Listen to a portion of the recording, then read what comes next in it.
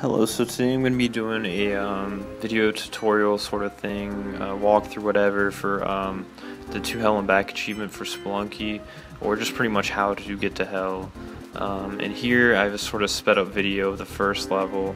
This is just demonstrating me sort of getting some of the supplies, like I got a bomb box there, and that really helped. What you generally want to do, the plan is to get as many bombs as you can while getting as much gold as you can.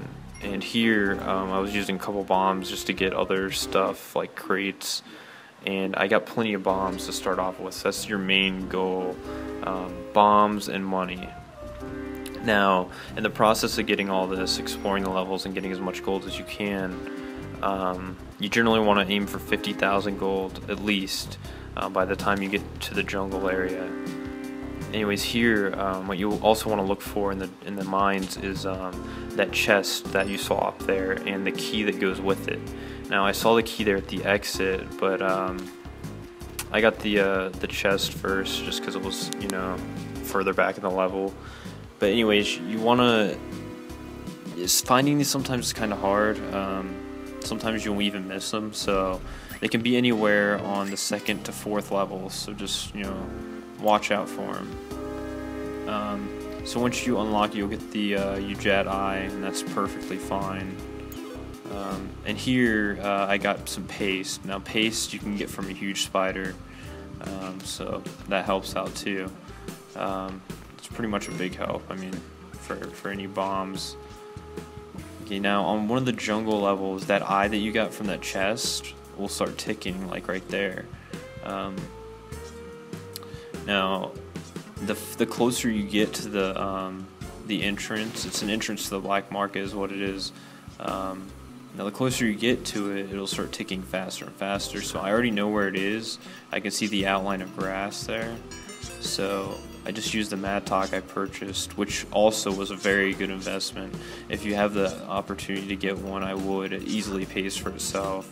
Because once you get the Udjat Eye, you can see gems in the walls, and the mattock in combination just works out perfectly for getting money. Now I have a ton of money. You probably won't have this much. It's very unlikely. So what you want to aim for is at least 50,000 gold, because if you don't have 50,000, you can't purchase the Ankh, which is pretty much the reason you came to the black market. So it's $50,000 gold, whatever. And here you also want to be careful not to piss off shopkeepers. I saw a boomerang guy there. Don't mess with him because he'll piss off a shopkeeper. So you just got to be real careful, you know, be aware of what's going on. And, you know, use your extra money to purchase bombs and whatever else you can. I used the wheel a couple times and wasted a lot of time.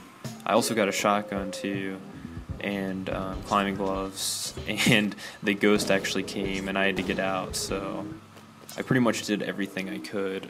I ended up with 50 bombs, so that is great if you can get that many or even more or less. You know, just make sure you have enough, or, you know, as many as you can. Okay, now here I saw a sacrificial altar, and I was able to get the Kepala Cup. Now if you're able to get this, the Kepala Cup, you can actually get a lot more, a lot of health on the temples, you know, but it pretty much just helps, you know, you get health as well.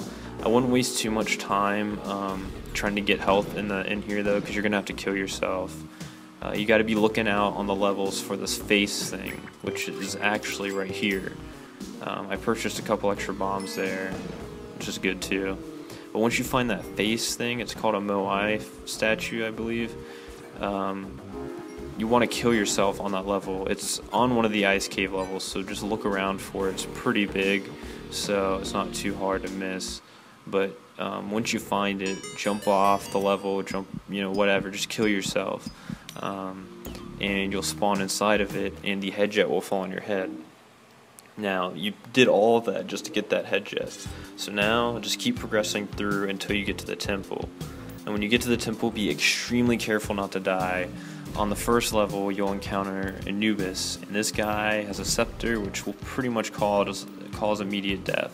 So what you want to do is toss, you know, try to get 2 bombs to hit him. There I kind of messed up, but you know, pretty much just use the paste, hit him twice. If you don't have paste, you can even kill him with a rock. You just got to be a little bit more skillful. And again, right here is just a perfect example of how you can almost die instantly. You just want to be extremely careful. And yeah, this is me just trying to get the Sceptre without destroying it because of that freaking eye. If I even go over there, it'll crush it, so you want to make sure not to crush the Sceptre. I think even if it falls into lava, if the Sceptre falls into lava, then you can still blow up the lava and it'll be in there. Okay, now here, on the second level, you want to take the Sceptre with you. Be extremely careful if you use it. It'll go after any human body, which includes yourself. So be careful when using it. You can kill yourself with it instantly. Here I was using the Kepala Cup and this positioning this guy so I could get some extra hearts. I only get about 8. I don't, you know, overdo it. But anyways, what you want to look out for is over there on the right hand side is the entrance to the City of Gold. Now if you've done everything, you have the hedjet and the Sceptre, you'll be able to enter there no problem. Once you go over it with the Sceptre, it'll pretty much open up and you can enter. I do a couple extra stuff through the level, and then here's where I go in. It usually isn't that easy, but it'll be anywhere on the second level. You just gotta look around for it. And once you enter this level, everything that was on the temple is on here too. The eye traps, tikis, arrows. So you want to be extremely careful again. Every time I see one of those eye traps, by the way, I blow it up. I've gotten screwed over so many times by them. So I don't know if you're the same way like me, but those eye traps are so, I just hate them. Anyways, once you get in here, you're going to want to progress to the middle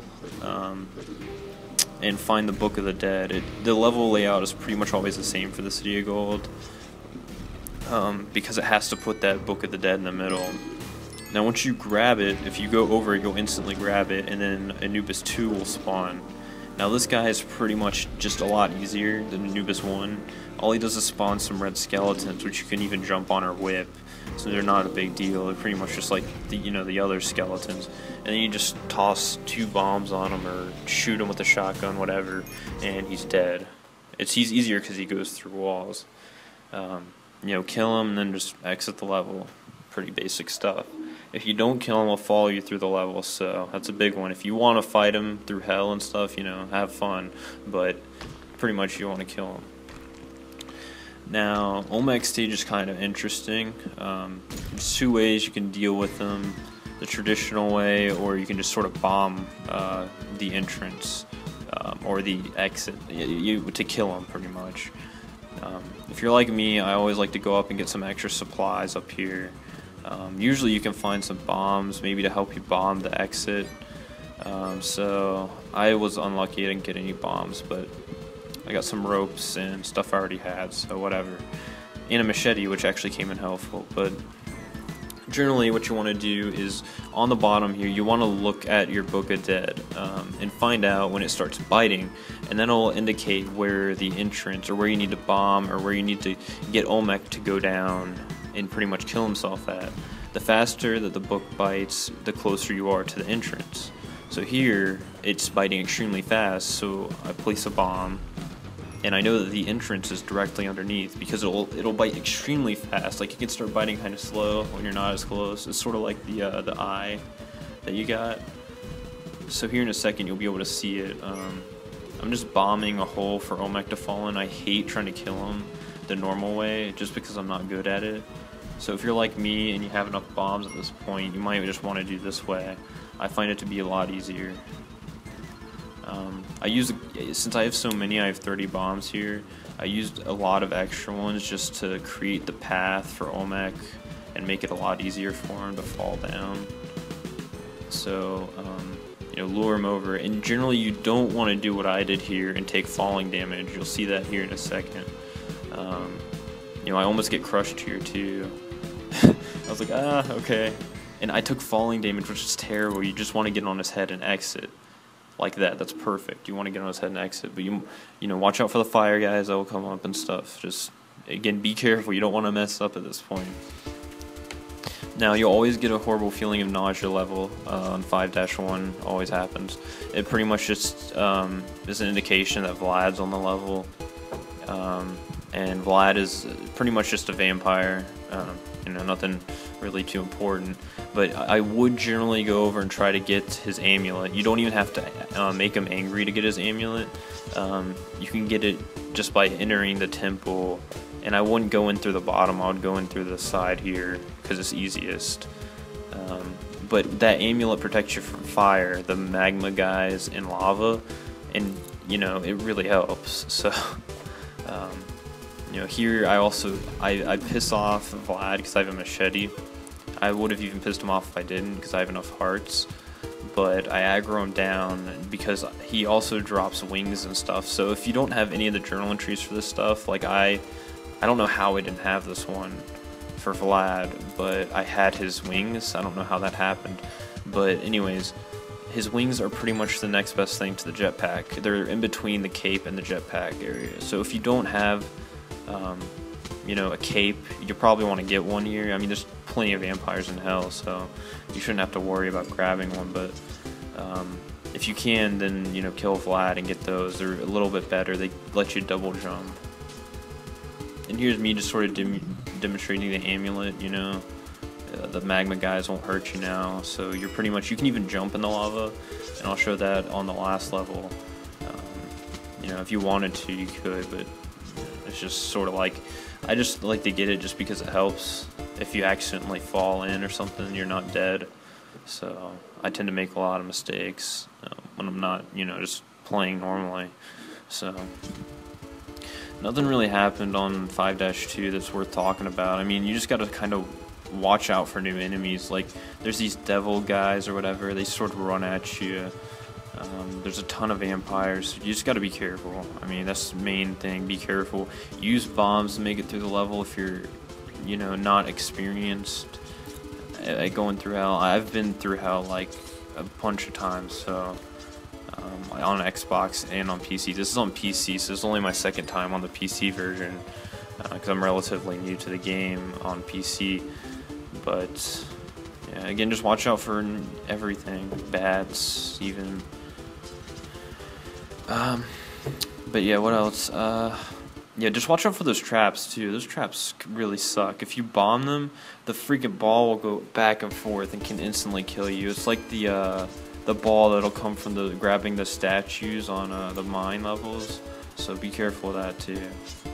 And here I slowed down the video because there's a new enemy too in hell. They're called Succubuses or Succubus, whatever. And pretty much they're disguised as damsels. Now the one that I'm standing in front of right here is a real damsel, and I mean, I knew that because I was standing in front of it and it didn't come at me. Generally I wouldn't even try to rescue dogs or damsels just because they can kill you. I mean, here I knew that this one was fake because I had one already, so just jumped on his head and it died. Now if you see one and you don't need it, then just leave it alone because it's not even worth the trouble. I mean, in all honesty, it's just really not worth the trouble. So just leave them alone if you can. What else? Yeah, oh yeah, by the way, you probably do want to have some bombs, maybe 1 or 2. I would just say 2, because on the last level, you can get a whole bunch of bombs to kill the boss. You know, just want to be prepared though. The more you have, the better.